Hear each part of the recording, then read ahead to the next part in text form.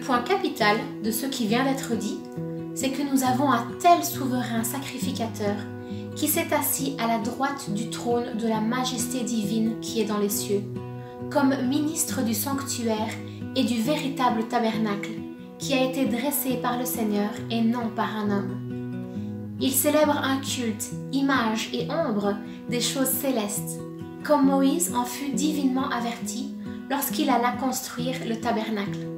« Aie soin, lui fut-il dit, de tout faire d'après le modèle qui t'a été montré sur la montagne. » Hébreux chapitre 8, versets 1, 2 et 5. On l'a déjà constaté, mais ce n'est pas tout. Noël est le remplacement des ombres par la réalité. Hébreux 8, 1, 2 et 5 est une sorte de résumé.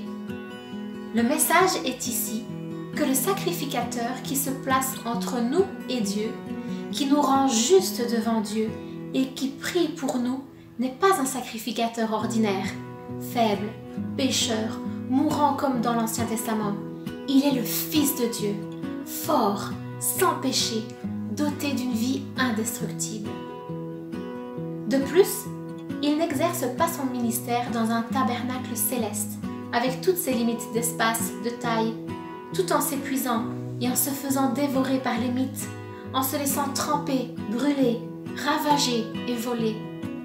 Non, Hébreux 8.2 dit que Christ nous sert un véritable tabernacle, qui a été dressé par le Seigneur et non par un homme. Il n'est pas question d'ombre ici, c'est la réalité qui est aux cieux. Telle est la réalité. Telle est la réalité qui projeta une ombre sur le mont Sinaï, afin que Moïse puisse la copier. Selon Hébreux 8.1, un autre grand aspect de cette réalité qui surpasse l'ombre est que notre souverain sacrificateur est assis à la droite de la majesté qui est dans les cieux. Aucun prêtre de l'Ancien Testament ne pourrait dire ça. Jésus est en relation directe avec Dieu le Père. Il occupe une place d'honneur aux côtés de Dieu. Il est aimé et respecté infiniment par Dieu. Il est constamment avec Dieu. Ce n'est pas une ombre de la réalité, comme les rideaux, les bols, les tables, les bougies, les robes, les franges, les moutons, les chèvres, les pigeons. C'est la réalité finale, ultime. Dieu et son Fils interagissent dans l'amour et la sainteté pour notre salut éternel.